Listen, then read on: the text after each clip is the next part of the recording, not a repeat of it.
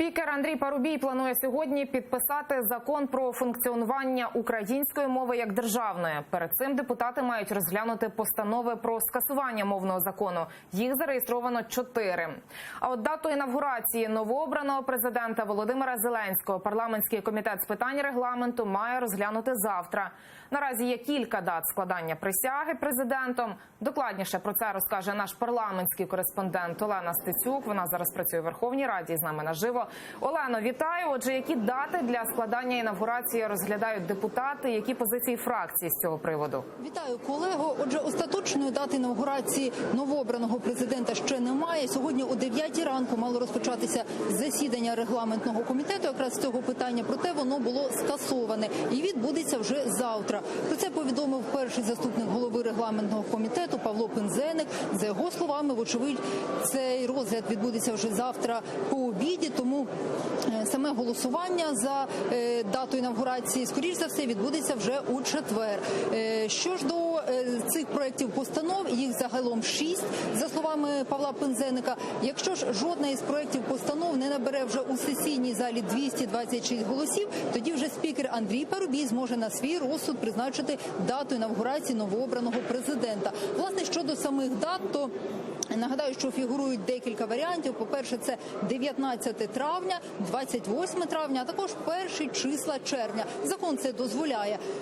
Сам же Володимир Зеленський, нагадаю, наполягає на тому, щоб його інавгурація відбулася 19 травня. У його команді наголошують, що таким чином Київ зможе уникнути транспортного колапсу, бо це неділя. Опоненти ж кажуть, якраз 19 травня – це день пам'яті жертв політичних репресій, і інавгурацію влаштовувати в цей день якось не гоже. Отже, далі можемо послухати пряму мову депутатів.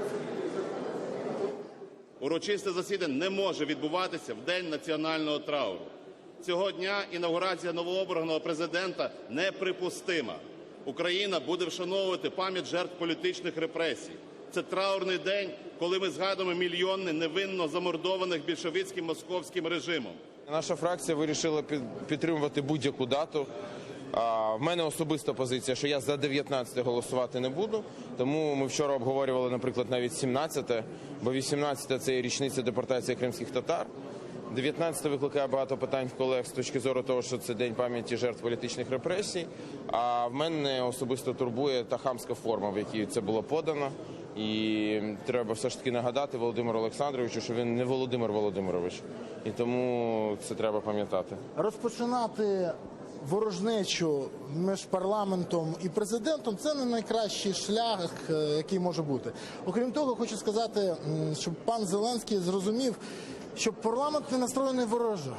Парламент хоче подивитися, що пропонує президент. А президент поки роздає ультиматуми.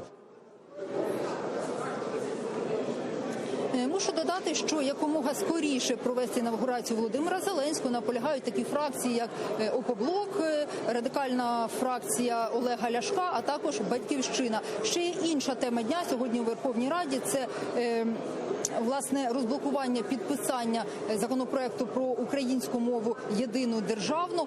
Власне, цим питанням депутати якраз займаються зараз, оскільки у ці хвилини, о 12-й годині, має розпочатися регламентний комітет якраз саме із цього питання. Тож, можливо, очікуємо сьогодні вже голосування, тобто скасування цих проєктів постанов, які блокують підписання. І очікуємо, власне, вже підпис цього закону про українську як державну мову. Студія.